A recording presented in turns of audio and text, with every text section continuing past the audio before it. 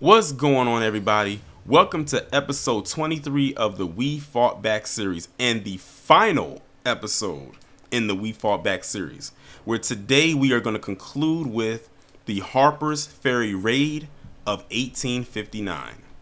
On October 16, 1859, in the town of Harpers Ferry, Virginia, now West Virginia, John Brown, an ardent abolitionist, and 21 other men raided a Virginia armory to seize weapons for a planned slavery insurrection.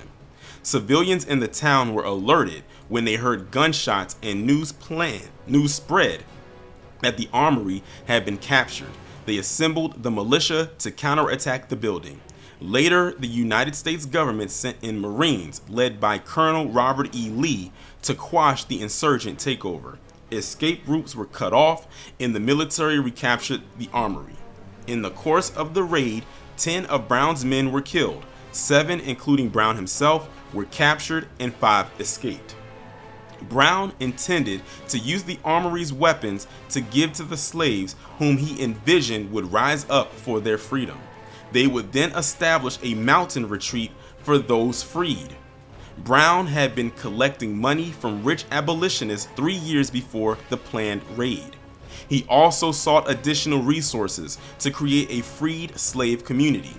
Brown hoped his liberation of thousands of slaves would undermine their value as property and thus force slaveholders to end the institution of slavery. Brown was tried and found guilty of treason against the Commonwealth of Virginia. He was sentenced to death by hanging in Charlestown on December 2nd, 1859. The Harpers Ferry raid greatly affected the future direction of the abolitionist movement. Before the raid, anti-slavery movements were generally pacifist and nonviolent. But after October of 1859, abolitionists, even when they denounced Brown's abortive raid, nonetheless called for a more aggressive stance to slavery.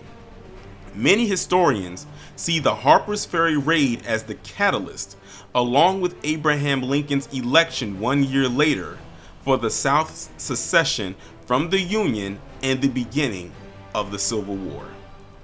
Well, that is going to conclude this episode of the We Fought Back series and conclude the overall We Fought Back series. I would first like to thank each and every person who watched and listened and learned along with myself these last 23 weeks about a stance or certain situations involving our people, and even with the case of John Brown, an actual ally, when it showed that we actually did fight for freedom. We just didn't all just lay there and deal with it for 400 plus years. There were people, there were riders out there that were willing to fight back and fight for their, not only their freedom, but for the freedom of their people. So I'm glad that y'all were able to gain something from this to learn. The playlist will always be there. Make sure, if you have not done so already, to share this knowledge with as many people as possible, especially the youth, because I can guarantee they are not sharing this or teaching this in schools. Well, that's going to conclude the We Fought Back series. With that being said, take care, be safe, and be one.